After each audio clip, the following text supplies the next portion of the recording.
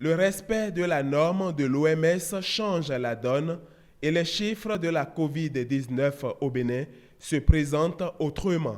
Sont donc considérés comme nouveaux indicateurs sur le site officiel du gouvernement. 130 cas confirmés, c'est-à-dire le nombre de cas confirmés positifs suite au test PCR, donc validé par l'OMS depuis le 16 mars 2020, pour un total de 13 261 PCR réalisés.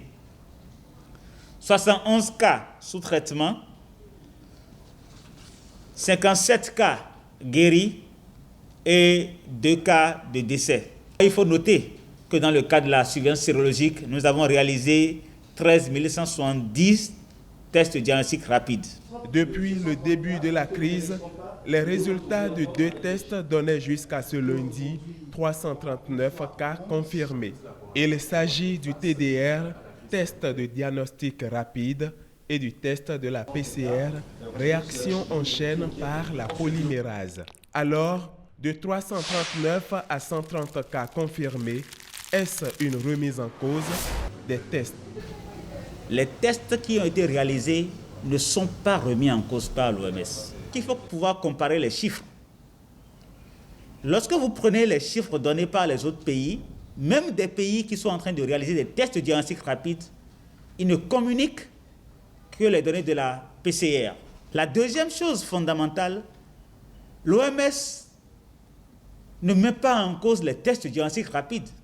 Ce que l'OMS dit, c'est que pour le diagnostic, pour poser le diagnostic, il faut s'en référer à la PCR, c'est-à-dire la recherche même du virus. Mais les tests de diagnostic rapide permettent d'attester que la personne a été en contact avec le virus. Donc ce n'est pas le test qui est remis en cause. Aucune remise en cause donc, mais il fallait des précisions sur le choix de la séparation des résultats des 2 tests. Aujourd'hui, nous avons fait la scission entre les deux en faisant ressortir les résultats issus de la PCR, c'est-à-dire les 130 cas, qui répondent effectivement à la prescription de l'OMS. Mais en dehors de ça, nous avons les 209 cas de positivité de tests diagnostiques rapides qui sont le signe, la traduction du fait que ces 209 personnes ont été en contact à un moment ou à un autre avec le virus. Je rappelle que le traitement est sur consentement libre et éclairé, quelle que soit la méthode de diagnostic. Ceux qui étaient positifs exclusivement avec les tests de diagnostic rapide au départ, comme on a dit, on sépare les chiffres, on les a toujours sous surveillance dans la cohorte de sérosurveillance, mais ils ne sont plus dans la cohorte des cas confirmés par la PCR comme recommandé par l'OMS. Attention, je voudrais attirer l'attention de la population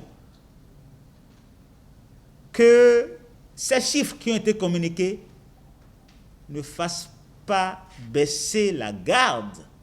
Je voudrais vraiment encourager le gouvernement du Bénin, parce que vous vous rappelez que dès le début, quand la tendance a commencé à augmenter en Europe, le gouvernement a pris les mesures de contrôle au niveau de l'aéroport, au niveau des frontières terrestres, aériennes, maritimes. Ceci a été payant. Donc il faut que nous continuions aussi à suivre les tendances. Ce qui compte, ce n'est pas aujourd'hui un cas de plus ou un cas de moins. Ce qui compte, c'est de voir les tendances. Est-ce que ça augmente? Est-ce que c'est stationnaire? Est-ce que c'est en diminution? C'est ça sur notre combat. Aujourd'hui, nous devons aussi continuer à adopter les mesures préconisées par le gouvernement, les mesures barrières, le lavage des mains, les distances entre les individus, le port de masques, toutes les mesures que le gouvernement a adoptées.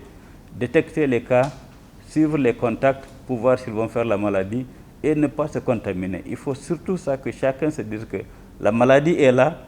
Tant qu'elle n'est pas finie dans toutes les communautés, elle n'est pas finie. Tant qu'elle n'est pas finie dans tous les pays, elle n'est pas finie. Une autre façon d'inviter au respect des mesures barrières qui doivent entrer désormais dans les habitudes.